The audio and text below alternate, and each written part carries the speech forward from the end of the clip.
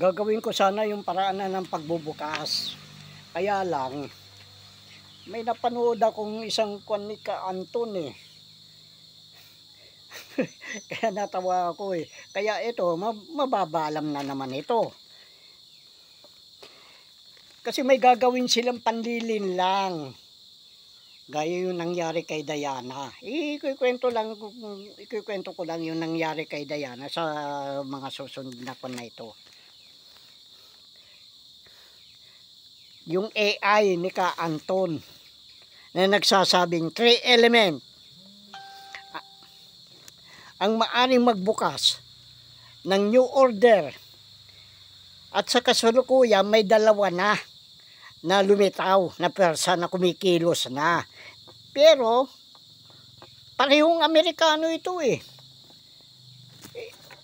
Ito yung si Trump at saka yung naging papa. Kaya tama yung mga balita na kwan eh, na pinatay yung papa eh. Malaking posibilidad eh, na pinatay nila yung papa eh. At bakit nadamay ang Vatican? Kasi ang kumukontrol ng mga central bank ay yung Vatican. Sila ang tagapamahala, yung pagpapalabas ng pera. Pero yung Vatican, hindi na niya ginagampanan ng kanyang tungkulin. Nagbigay si Marcos ng halagang 12,000 toneladang ginto. Yung halaga na treasury note na 12,000 tonelada, ganyan din sa Group of 5. Binigyan upang palibutan si Marcos kung sakali magkaroon ng problema. Ay nga nagkakaroon ng problema.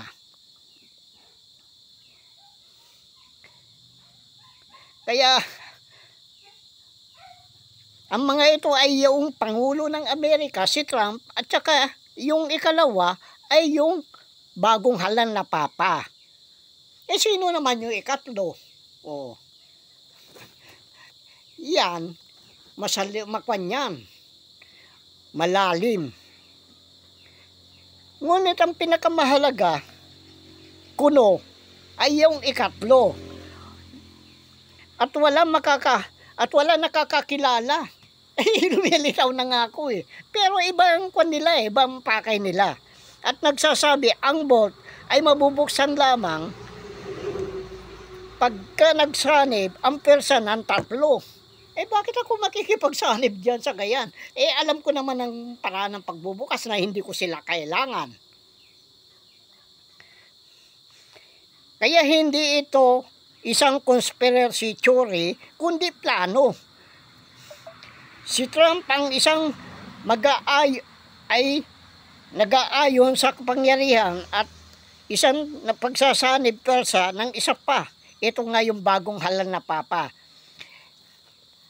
At sinasabing ang reset ay hindi gagana sapagkat may kulang na isa.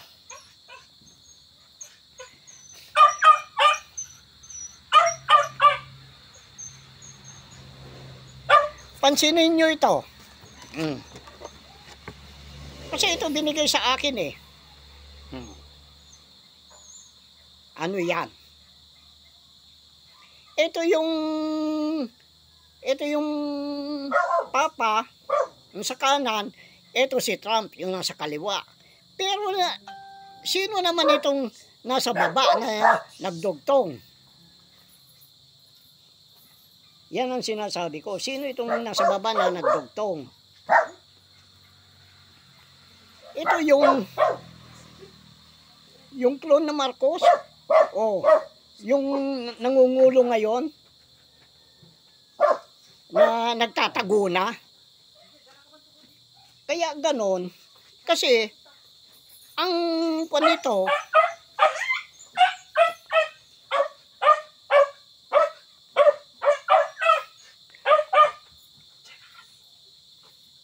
ang sinasabi ko dito, ay itong Marcos na ito, ang paraan ng kanyang pagperma ay kaliwa at saka kanan.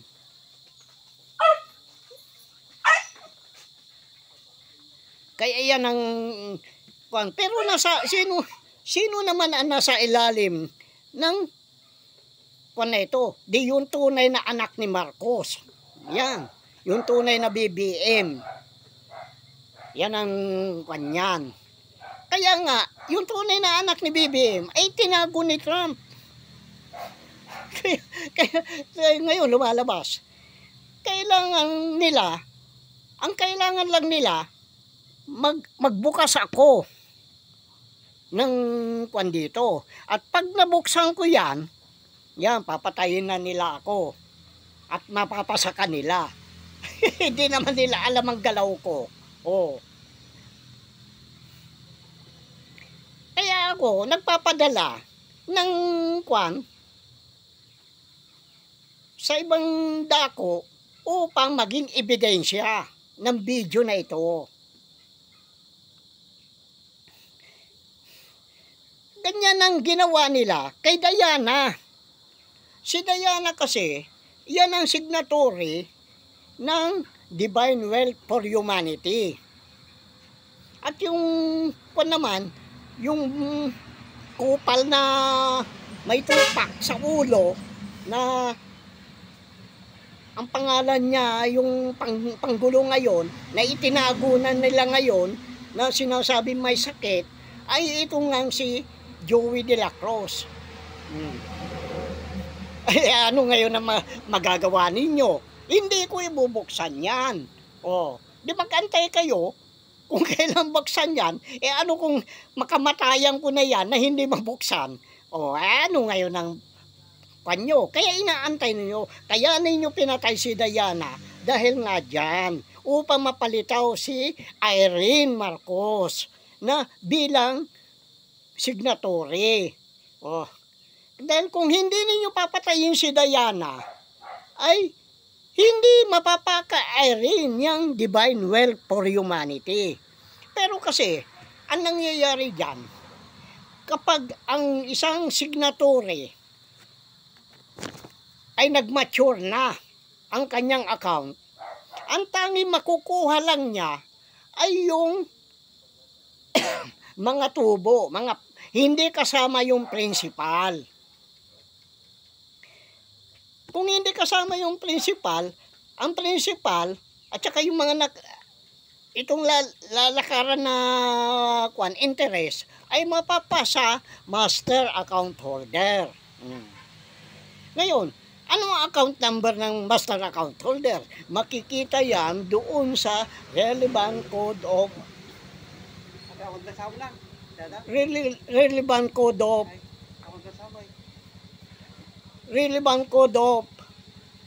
UBS. Yan ang sinasabi ko. Kaya ngayon, anong gagawin ninyo ngayon sa atin? Di wala. Di wala akong bubuksan. Kaya ako natatawa na lang sa inyo. Mga bugok kayo, kupal. Mga may tupak sa utak. Kulang itong utak nyo. Magsama-sama kayo, hindi pa rin kulang. Kulang pa rin yan. Kaya yan ang sinasabi ko.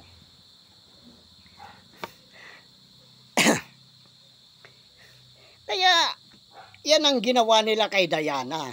Ito naman si Diana kasi nagtiwala. Akala niya yung MPA ay kanyan, mangkamasa. Pero hindi niya alam, yan ay alaga ng mga maharlikang general yan. At karamihan na MPA na sinasabi ay membro ng Iglesia ni Cristo. Tanginan nyo ngayon. Pagkatapos sasabihin ninyo, puro kayo makadiyos, mga ulol. Tanginan nyo. Pagkatapos sasabihin, pupunta sa langit. Gusto niyo makita siguro si Satan na sa langit para kumustahin ninyo. Basahin niyo yung aklat ni Job. Para malaman ninyo kung nasaan si Satanas. Nagpupunta din sa langit. Tangin, animal kayo. Kasi itong si Diana, nung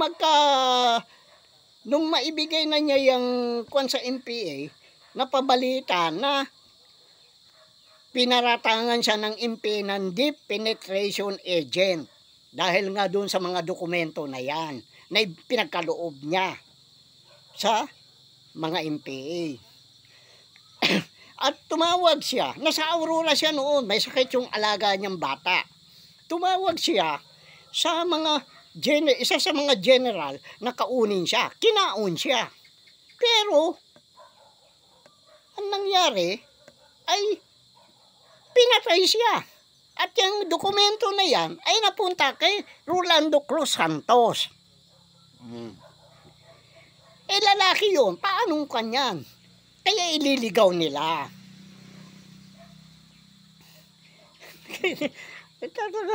Mga kupal talaga ito eh. Ngayon, namatay si Santos. Ngayon, ang pinalalabas nila ay yung Princess Elizabeth na naka-kondon sa naka-house arrest sa Malaysia. Kaya panayayabang niya, mariposa babae. Talagang babae. Pero pinatay na eh. Paano mapupunta pa yan kay Irene? Alam ko na. Kaya si Irene, dami lang yan. Yan ang pinaglalawayan ng mga Marcos, sa mga Trump, mga elitista, mga Committee of 300.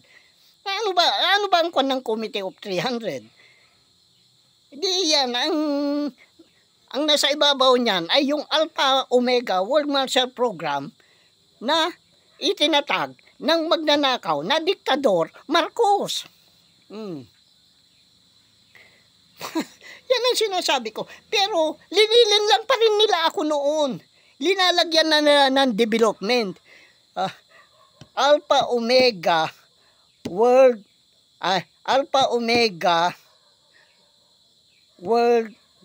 Development Marshall Program.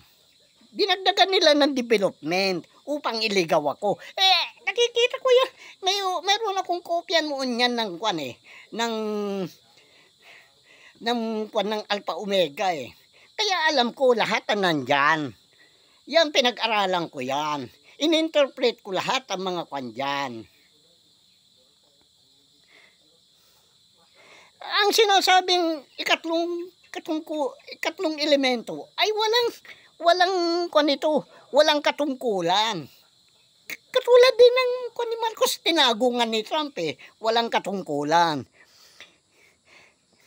Hindi siya nagsasalita sa harapan ng tao. Ako nagsasalita lang sa video, hindi naman sa harapan ng tao.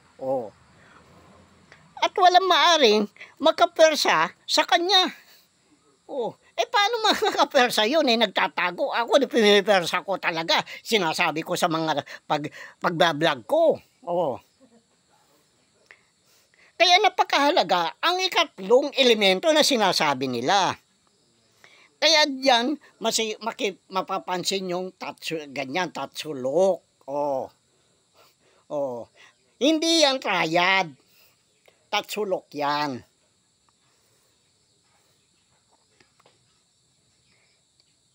Kaya pag nawala yung ikatlo, hindi na mabubuksan yan. Yan ang kinakatakutan nila sa akin.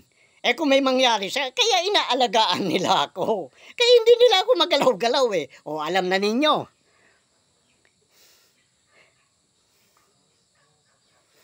Kaya yung sinasabi nilang kwan, ito na nga. Panggulo. Kaya nagdugtong yan dahil yung pagterma niya ng kaliwa at saka kanan. Alam na ninyo. Ngayon, ang pangalan niya, o alias niya ay Joey de la Cruz. Ito mahilig din ito sa anting-anting, gaya ni Marcos.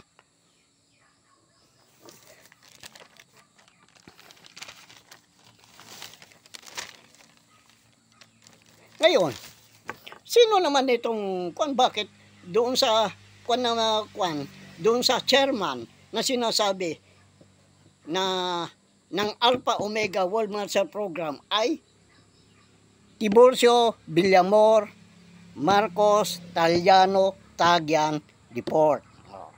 Yan, papasok tayo dyan ngayon. Yung Deport ay may kahulugan yan. Kasi, ang kinausap ni Marcos, nung kausapin ni Marcos ang Vatican, ang nagpunta dito ay yung Nuncio Papal. Ang ibig sabihin ng Nuncio Papal ay yung ambassador ng Vatican sa ibang bansa, na ang pangalan niya ay Paul VI. O di yung port ginawa na lang 6. O di binaliktad lang. Kaya ang mangyayari, mawawala yung Talyano at saka Tagyan. Ang matitira dyan ay yung Tiburcio Villamor Marcos. Ngunit yung TBM na yan ay codename, kasama sa codename ng Alpha Omega World Marshal Program. Ngayon yung TBM na yan ay babae, hindi lalaki, pero pinapapilan ni Jack. Liniligaw tayo eh. Hindi naman nila ako kayang niligaw dahil nakita ko yung mga dokumento na yan, napag-aralan ko. Ngayon,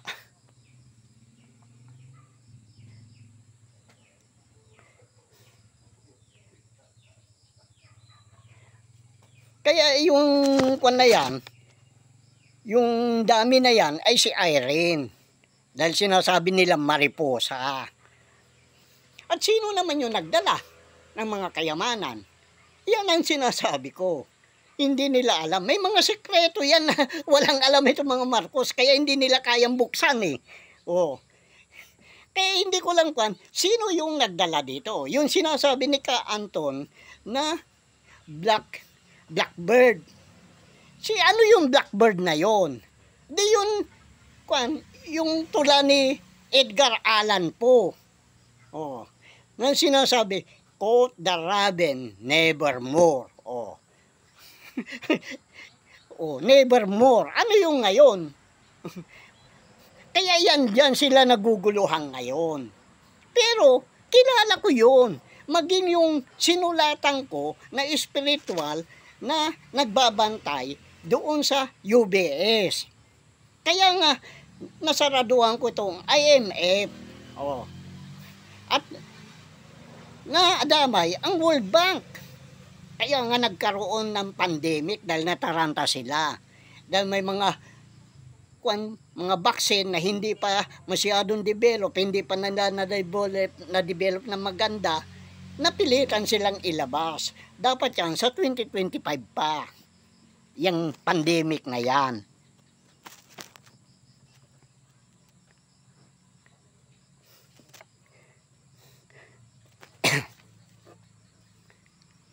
Kaya ganyan din ang gustong mangyari pa.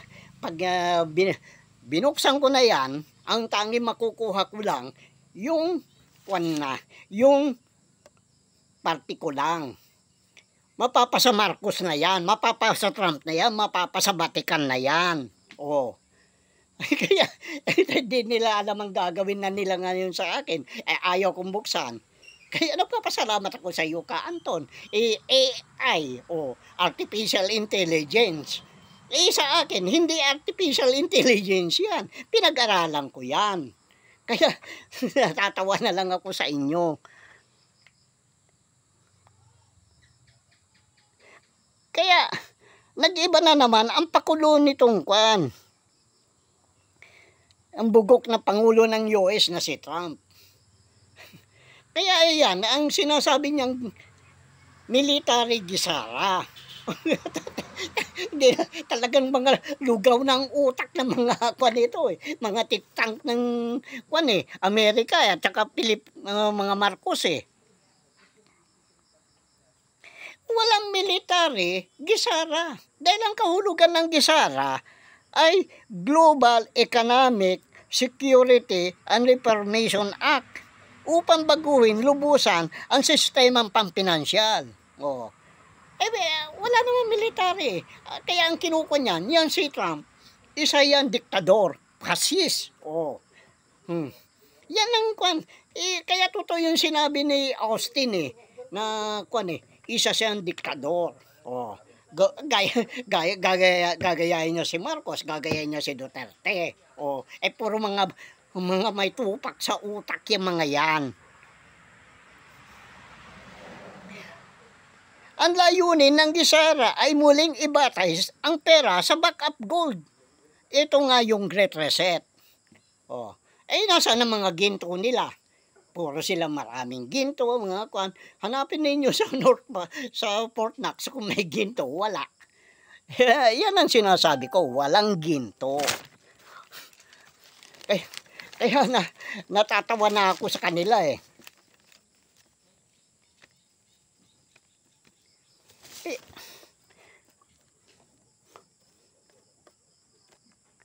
Kaya kung anumang katusuhan ng mga kwan na yan, ng mga tao ni Trump, mga Marcos, tinatapatan ko din ng katusuhan eh. Ano ba naman yan?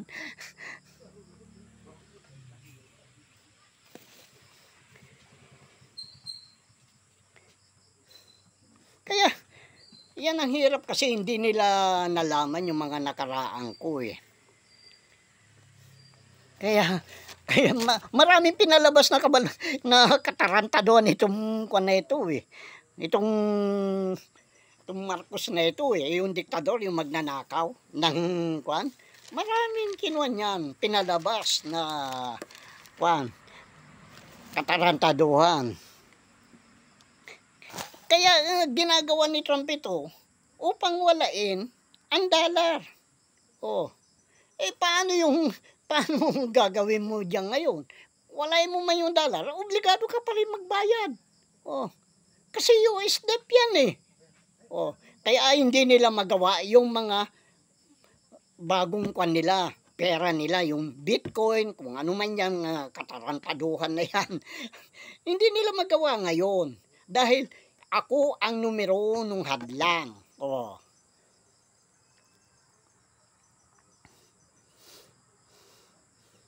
Hindi mawawala yung utang na yun. Magbabayad at pagbabayad kayo. Kaya huwag ninyo akong gagaguhin. Tatlong hammer ang order ko, magiging order ko sa inyo. Maraming pyesa ng hammer. Yan lang naman order ko muna. Susubukan ko lang kayo. Unti-untiin ko kayo. Hanggang sa mapapasa amin yung lupa nyo. Katulad din ng China yan. Mapapasa amin ang lupa ninyo. Tanginan nyo, mga animal kayo. Kaya ito, hindi na isang tsuri. Isa ng plano. Anong gagawin ninyo sa akin ngayon? Ayaw ko nang kumilos. Mabuti na lang, napanood ko yon. Habang nag-i-scroll ako, napanood ko yung kwan na yan, yung dalawang elemento na sinasabi ni Ka Anton sa yung AI.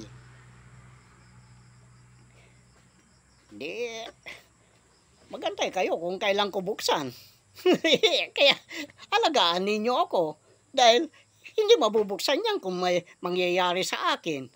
Kaya tinatawanan ko na kayo, mga bugok kayo.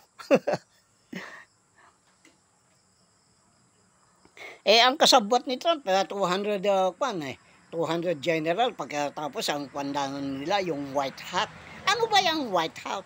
Yung white hat na yan, ay yung Ku Klux Klan.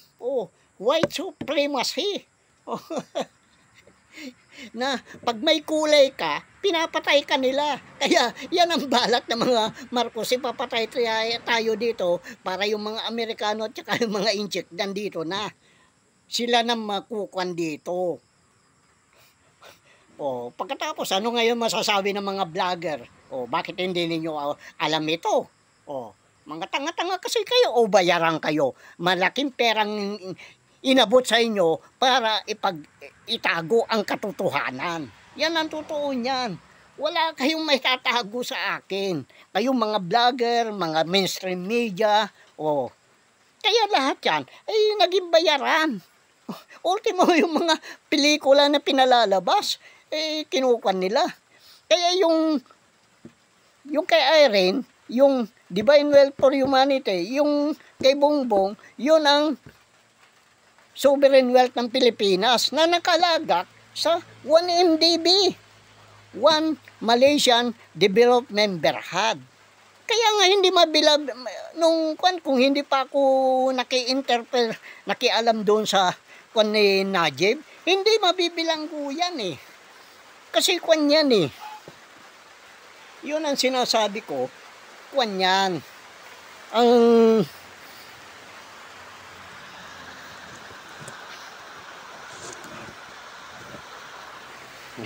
pasensya muna, dahil umulan.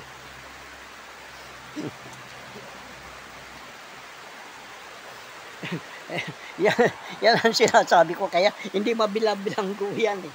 Dahil nga dyan sa na yan eh.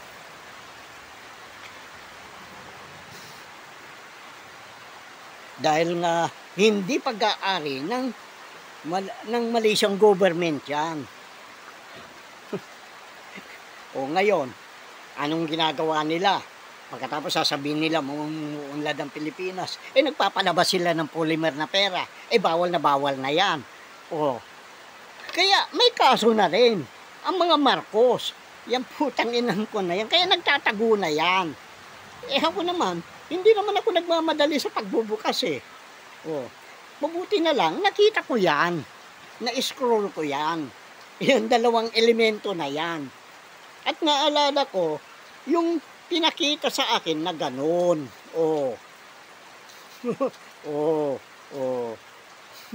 Eto Vatican, eto si Trump, eto yung Pangulo ngayon na nagtatago na ngayon. Pero sa ilalim nitong nakaganon, yun ang tunay na anak ni Marcos. Paano yan ngayon? Anong gagawin ninyo sa akin ngayon?